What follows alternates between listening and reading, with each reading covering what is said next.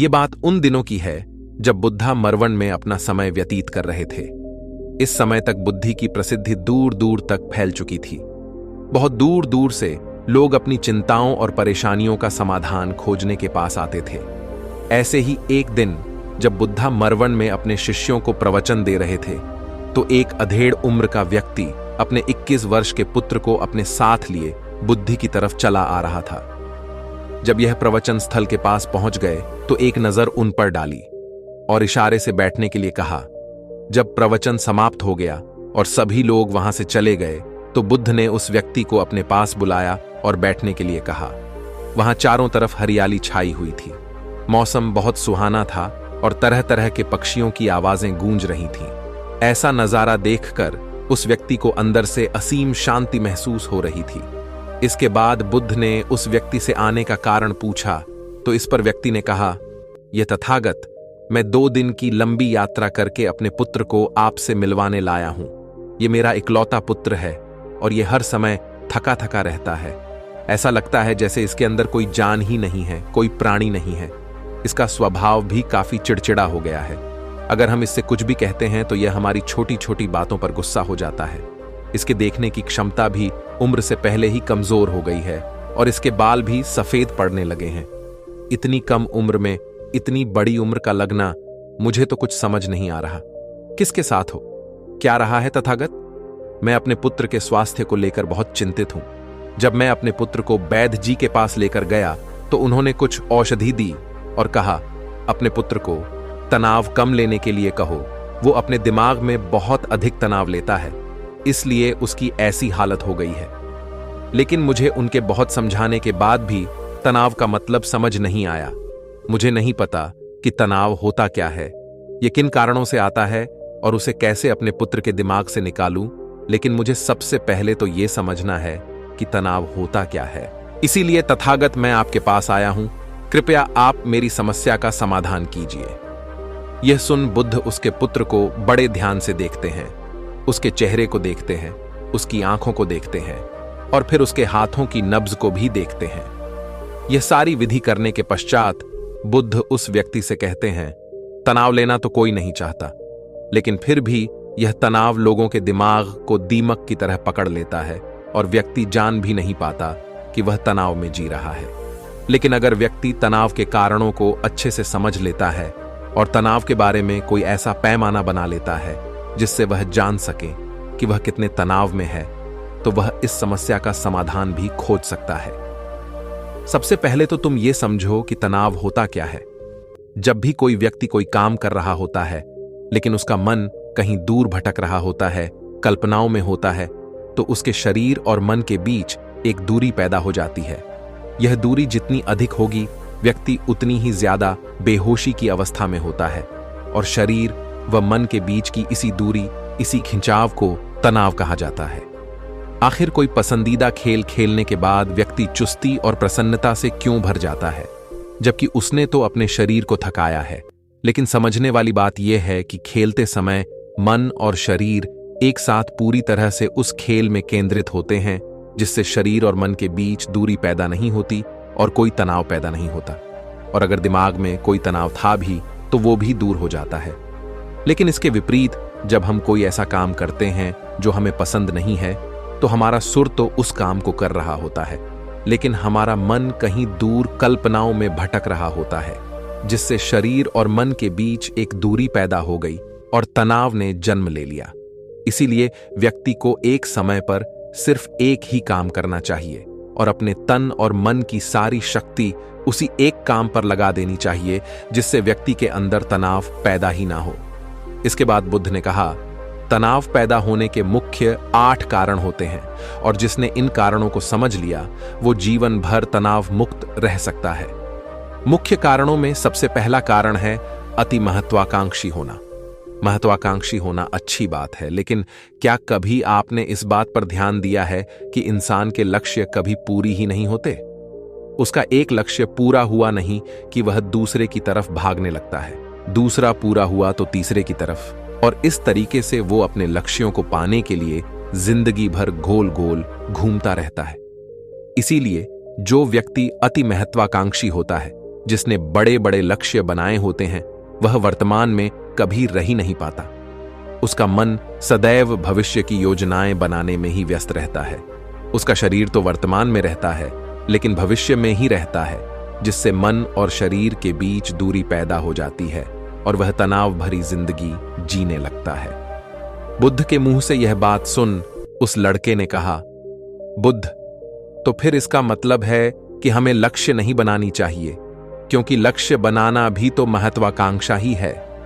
इस पर बुद्ध ने कहा, जीवन में लक्ष्य बनाना कोई गलत बात नहीं है, लेकिन समस्या तब उत्पन्न होती है जब वो अपना पूरा ध्यान उस लक्ष्य से मिलने वाले परिणाम पर ही लगा देते हैं और उसके परिणाम की चिंता करते रहते हैं। व्यक्ति को वर्तमान में जीना आना चाहिए। आप लक्ष्य बनाइए और उस लक्ष्य की प्राप्ति के लिए कड़ी मेहनत करिए, लेकिन साथ ही साथ आपको इस बात का भी ज्ञान होना चाहिए कि आप अभी वर्तमान में जी रहे हैं और वर्तमान ही सत्य है। बुद्ध ने आगे कहा, तनाव का दूसरा सबसे बड़ा कारण है ईर्ष्या। जब व्यक्ति ईर्ष्या और जलन से भर जाता है तो उसका मन अंदर से सड़ने लगता है। ईर्ष्या एक आंतरिक घाव है। आंतरिक घाव यानी मन का घाव। व्यक्ति के शरीर का घाव तो भर सकता है, लेकिन मन का घाव कभी नहीं भर सकता। इसीलिए व्यक्ति को दूसरे की खुशी और तरक्की से कभी ईर्ष्या नहीं करनी चाहिए, क्योंकि तनाव का कारण है। इसके बाद बुद्ध ने तनाव का अगला कारण बताते हुए कहा कि आरुषिपूर्ण काम करने से भी मन में तनाव पैदा होता है। जो काम करना हमें पसंद ही नहीं है, जिसका में हमारी रुचि ही नहीं है, उस काम में हमारा मन लग ही नहीं पाएगा। हमारा शरीर तो वही बैठा रहेगा, लेकिन हमारा मन कल्पनाओं की उड़ान भरेगा, जिससे शरीर और मन के बीच दूरी पैदा हो जाती है और व्यक्ति तनावग्रस्त हो जाता है। इसीलिए इंसान को हमेशा अपनी रुचि के अनुसार ही कार्य करनी चाहिए। अगर व्यक्ति ने यह पता कर लिया कि उसे कौन सा काम करना पसंद है और वो उसी काम को अपने जीवन का लक्ष्य बना लेता है, तो फिर वो काम उसके लिए काम नहीं बल्कि खेल बन जाता है। फिर बुद्ध ने कहा, तनाव का चौथा कारण होता है किसी दूसरे से अच्छा रखना। बुद्ध ने उस व्यक्ति की ओर इशारा करते हुए कहा, एक पिता होने के नाते तुम्हारी अपने पुत्र से बहुत सी अपेक्षाएं होंगी कि तुम्हारा पुत्र एक बहुत ही कामयाब इंसान बने, तुम्हारा नाम रोशन करे, जैसा तुम चाहते हो उस तरह का जीवन जिए, तुम्हारी हर बात मानी। लेकिन क्या आज तक कभी किसी की सारी अपेक्षाएं पूरी हुई है? जब भी कोई व्यक्ति किसी दूसरे से कोई अपेक्षा रखने लगता है तो वो अनजाने में अपने लिए तनाव पैदा करने लगता है।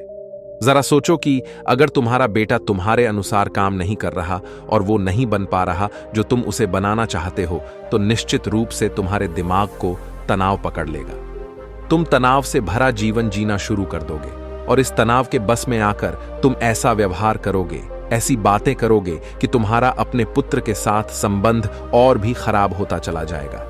इसीलिए व्यक्ति को जितना हो सके उतनी कम अपेक्षाएं दूसरों से रखनी चाहिए, और अगर पूरी तरह से तनाव मुक्त रहना है तो दूसरों से अपेक्षा रखना ही बंद कर दो। इसके बाद बुद्ध ने कहा कि शारीरिक कष्ट भी इंसान के तनाव का एक कारण होता है। जब व्यक्ति किसी शारीरिक पीड़ा से गुजर रहा होता है तो उसका पूरा ध्यान बस अपने उस शारीरिक दर्द पर होता है और वो पूरे दिन बस उसी के बारे में सोचता रहता है, जिससे उसका मन दुख के विचारों से भर जाता है और ऐसी स्थिति में व्यक्ति तनावग्रस्त रहने लगता है। यह सुन उस व्यक्ति ने कहा कि हे बुद्ध, शारीरिक दुख तो किसी भी व्यक्ति को हो सकता है, तो फिर क्या हुआ? व्यक्ति जीवन भर तनाव में ही जिएगा? इसका जवाब देते हुए बुद्ध ने कहा कि इंसान को यह बात समझनी चाहिए कि हमारा जीवन दुखों का आधार है। जैसे जैसे हमारा जीवन आगे बढ़ता है, इसमें दुख आते हैं, बीमारियां आती हैं और फिर अंत में मृत्यु भी आती है। तो बीमारियां इंसान के जीवन का अभिन्न अंग है, कोई इनसे बच नहीं सकता। बस किसी किसी के जीवन में ये समय से पहले आ जाती है तो किसी के बाद में पढ़ाती सबको है।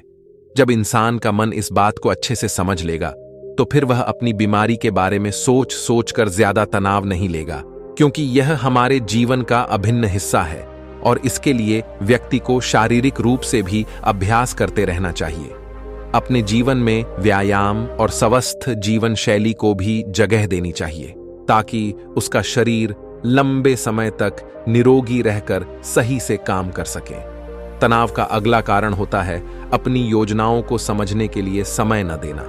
कुछ लोगों के दिमाग में कोई विचार आया नहीं है कि वो बिना सोचे समझे उस पर काम करना शुरू कर देते हैं, और जब उस काम में उन्हें असफलता मिलती है तो वह तनाव से भर जाते हैं, क्योंकि उन्होंने उस काम को शुरू करने से पहले उसके बारे में पूरी जानकारी इकट्ठा नहीं की थी। इंसान को कोई भी काम शुरू करने से पहले उसके अच्छे और बुरे परिणामों के बारे में ठीक से सोच विचार कर लेना चाहिए। इंसान को इस बारे में भी सोच लेना चाहिए कि अगर ये योजना सफल नहीं हुई तो फिर इसके बाद मैं क्या करूंगा। इसलिए व्यक्ति को अपनी योजनाओं को ठीक से समझने के लिए पूरा समय देना चाहिए, ताकि बाद में उस योजना की वजह से तनाव पैदा ना हो। तनाव का 7वां सबसे बड़ा कारण होता है टाल मटोल करना, आज के काम को कल पर टालना। आप लोगों ने यह कहावत तो सुनी होगी कि आलसी इंसान के शरीर का सबसे बड़ा शत्रु है। इंसान आलस्य की वजह से आज के काम को कल के लिए टाल देता है और फिर काम को टालना उसकी आदत बन जाती है। काम को कल पर टालने वाले व्यक्ति का काम कभी भी समय पर पूरा नहीं हो पाता, और अगर किसी तरह से पूरा हो भी जाता है तो वह उतना अच्छा नहीं हो पाता जितना अच्छा उसे किया जा सकता था, और फिर यह बात व्यक्ति के अंदर तनाव पैदा करती है। लेकिन काम को टालना या काम को एकदम अंत समय पर करना एक आदत है, इसीलिए व्यक्ति ना चाहते हुए भी बार बार अपनी इस आदत का शिकार बन जाता है और काम को टालता रहता है, और फिर जब काम की समय सीमा पास आ जाती है तो वह तनाव से भरकर काम को पूरा करने का प्रयास करता है।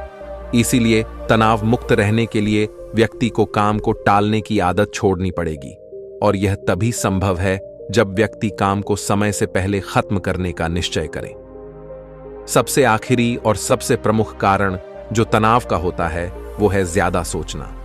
लगातार सोचते रहना भी एक बीमारी है, और यह उस व्यक्ति में सबसे ज्यादा पाई जाती है जो कपोल कल्पनाएं करता है, जो अतीत की घटनाओं और भविष्य की बातों के बारे में सोचता रहता है, जो बेवजह के अनुमान लगाता रहता है।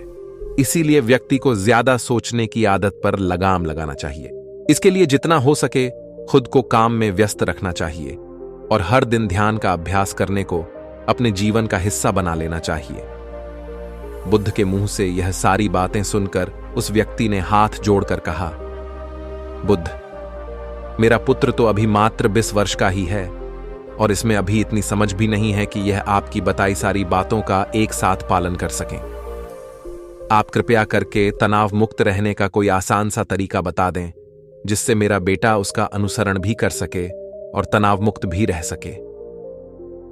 उस व्यक्ति की यह प्रार्थना सुन बुद्धि ने कुछ सोचते हुए जवाब दिया, अगर तुम इतनी सारी बातों का पालन नहीं कर सकते तो इसके लिए एक बहुत ही आसान विधि है।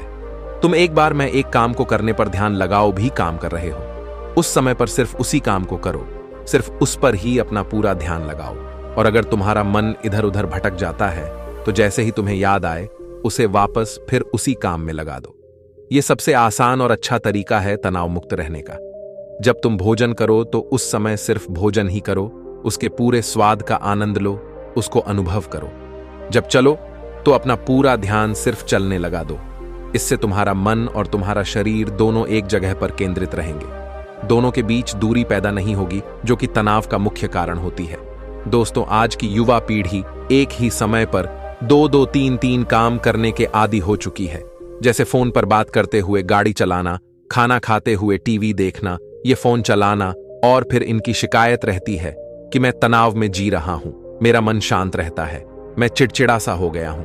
जब कोई व्यक्ति एक ही समय पर 3-3 काम करेगा तो तनाव पैदा होना तो स्वाभाविक है, क्योंकि दिमाग तो एक समय पर पूरा ध्यान लगाकर सिर्फ एक ही काम कर सकता है।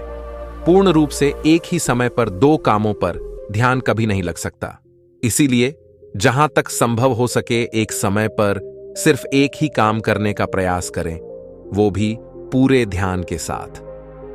दोस्तों, आशा करता हूं कि आपको इस वीडियो से काफी कुछ सीखने को मिला होगा। धन्यवाद।